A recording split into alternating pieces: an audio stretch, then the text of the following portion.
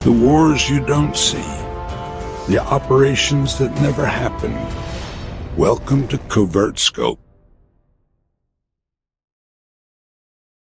आपको लगता है आप सच जानते हैं? बम गिरने से पहले कहानियां आईं। रशिया यूक्रेन युद्ध से पहले ही आप पर हमला हो चुका था, आपके दिमाग पर। हर खबर एक हथियार।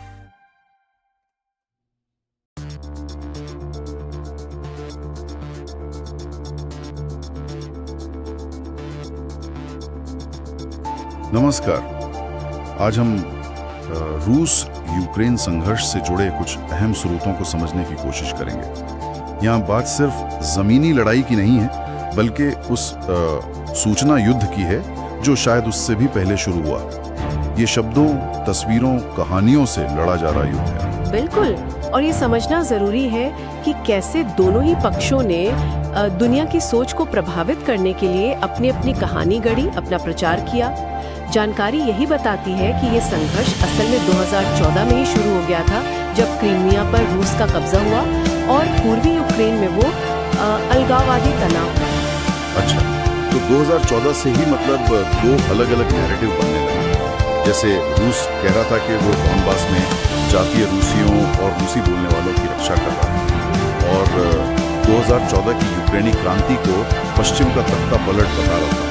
वो सरकार को फाशीवादी कहने वाली बात भी। हाँ बिल्कुल, रूसी मीडिया में ये शब्द काफी इस्तेमाल हुए। ये नैरेटिव रूस के अंदर और कुछ हद तक उन देशों में काम कर रहा था जो पश्चिमी नजरिए पर शक करते हैं। लेकिन दूसरी तरफ यूक्रेन ने खुद को बिल्कुल अलग तरह से पेश किया।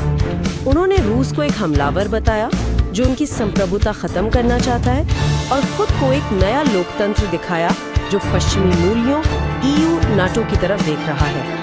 तो ये दो बिल्कुल अलग सूचना तंत्र बन गए, जिसने बाद के प्रचार युद्ध की नींव रखी।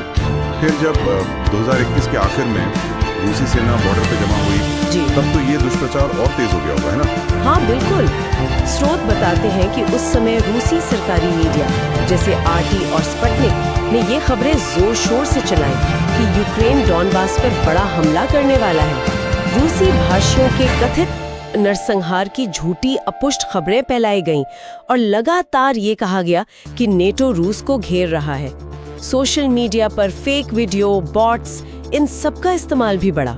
अच्छा, और यूक्रेन का जवाब क्या था? उन्होंने कैसे सामना किया इसका? यूक्रेन का तरीका काफी अलग था। उन्होंने सीधे पश्चिमी देशों और अपनी जनता से बात करनी शुरू की। इंटेलिजेंस रिपोर्ट शेयर की, जमीन पर क्या हो रहा है उसके अपडेट्स दिए, और राष्ट्रपति ज़ेलेंस्की की वो रोजाना की वीडियो जो अक्सर बस फोन से शूट होते थे, वो यूक्रेनी प्रतिरोध का एक डिजिटल चेहरा बन गए पूरी दुनिया में। हाँ, वो काफी प्रभावी थे।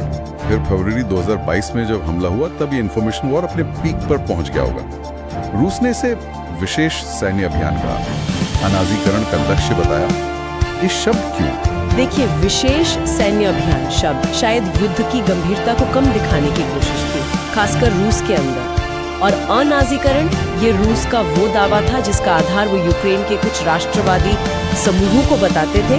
हालांकि दुनिया भर में इसे ज्यादातर खारिज किया गया है। इसके साथ ही वो जैविक हथियार लैब वाले दावे, नागरिकों पर बमबारी से इनकार करना, ये सब उनकी रणनीति का हिस्सा था, मतलब भ्रम पैदा करना।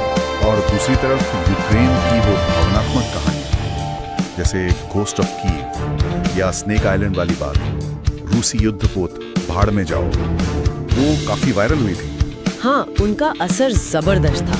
देखिए, घोस्ट ऑफ कीव भले ही बाद में पता चला कि शायद मनगढ़ंत था, और स्नेक आइलैंड की कहानी में भी कुछ फेरबदल हुए, लेकिन इन किस्सों ने पश्चिम में यूक्रेन के लिए बहुत सहानुभूति पैदा की। सरकारों पर हथियार भेजने, मदद करने, रूस पर कड़े प्रतिबंध लगाने का दबाव बना। ये दिखाता है कि वो डेविड बनाम गोलियत वाली कहानी आज भी कितनी असरदार है ना? सही कहा। और ये लड़ाई सिर्फ इन दो देशों तक ही नहीं रही, ये ग्लोबल हो गई। पश्चिमी मीडिया ज्यादातर यूक्रेन के पक्ष में दिखा, लेकिन रूस को भी कहीं और से समर्थन मिला। हाँ बिल्कुल, पश्चिमी मीडिया ने इसे अक्सर लोकतंत्र बनाम तानाशाही की लड़ाई की तरह दिखाया, पर रूस को कुछ वैकल्पिक मीडिया आउटलेट्स और ग्लोबल साउथ के कुछ देशों में समर्थन मिला, जहां शायद पश्चिमी इरादों पर शक किया जाता है या पुराने रिश्ते हैं। तो ये दिखाता है कि सोचना युद्ध के भी अपने जियोपॉलिटिकल एंगल्स होते हैं। एक और चिंता की बात जो सामने आती है वो है डिजिटल हथियारों का इस्तेमाल। डीप फेक वीडियो, एआई से बनी तस्वीरें, ये कितना बड़ा मसला बन गया।